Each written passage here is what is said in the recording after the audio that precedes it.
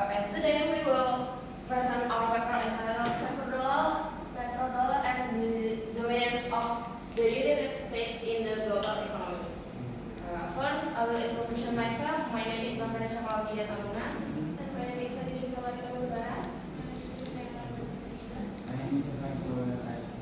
So in this presentation, we will explain how the petrodollar system emerged, how it contributed to U.S. dominance in the global economy, and how it raises important debates in the international.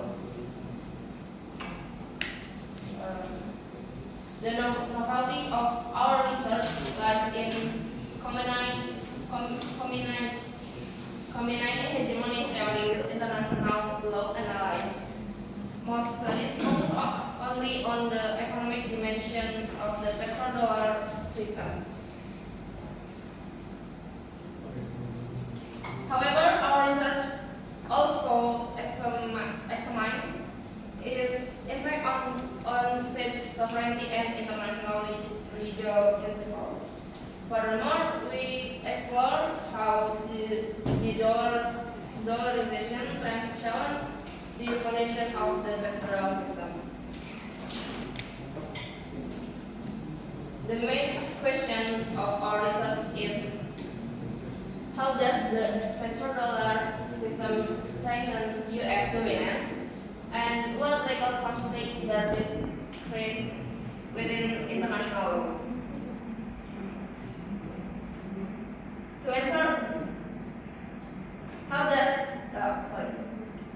answer this question, we analyze the historical development of the system, its role in maintaining U.S. hegemony and the legal debates surrounding it.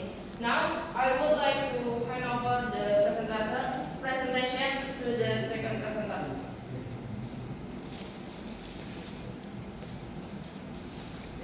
This is the theoretical framework. Start of hegemony theory from Robert Gilpin, 1981. Hegemony exists when a dominant state shapes international rules and institutions, and from Robert Cox, 1983. Hegemony is maintained through institution norms and ideas, not only military power. And our key idea is that petrodollar system represents a form of structural power that supports U.S. hegemony. And this is the birth of the petrodollar system. In 1971, it ended dollar convertibility into gold. And 1973, OPEC or crisis increased global web prices.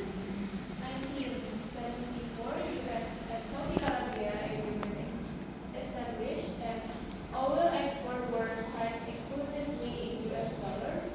The U.S. provided military protection and security guarantees. How the petrodollar sustained U.S. dominance? Countries need dollars to produce oil. Countries' global demand for the U.S. dollar is created. Oil exporting countries reinvest surplus dollar in U.S. assets, and the U.S. can finance deficits at lower borrowing costs. Dollar dominance strengthens U.S. global influence. Okay, in the next slide, petrodollar as a tool of U.S. hegemony.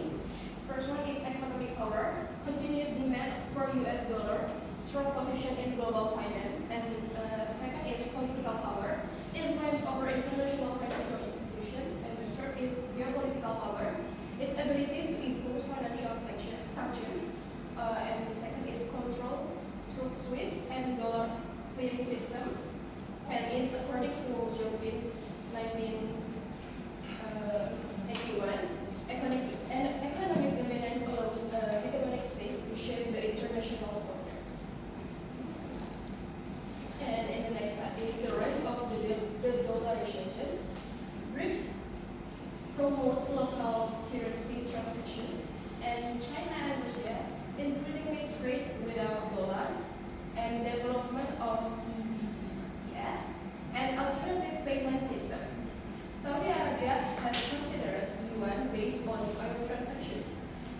according to H. Red in 2011, challenge to dollar dominance may encourage a transition toward a more inclusive military system. International law and legal debate. First is supporting view. States have the sovereign right to impose sanctions. Second is critical view. Extraterritorial sanctions may violate state sovereignty, non-intervention principle, and sovereign equality. UNGA Resolution 1803 in 1962. States have permanent sovereignty over the natural resources, and the ICC Nicaragua in the United States 1986 reinforced the principle of non-intervention. In conclusion, the Petrodollar system has been a key pillar of U.S. hegemony since the 1970s, linking global energy trade to the U.S. dollar and reinforcing American economic and geopolitical influence through the system. The United States has maintained a dominant position in international monetary order. However, the rise of de-dollarization initiatives, particularly among BRICS countries, demonstrates growing challenge to dollar dominance and signals the possibility of a more multipolar global economic system in the future. So that's all from my group, and thank you. Okay, thank you. So we will back to the floor. Is there any question from another participant to the second group? Is there any question? Is it clear? Clear. Okay. Thank you. We give applause to the second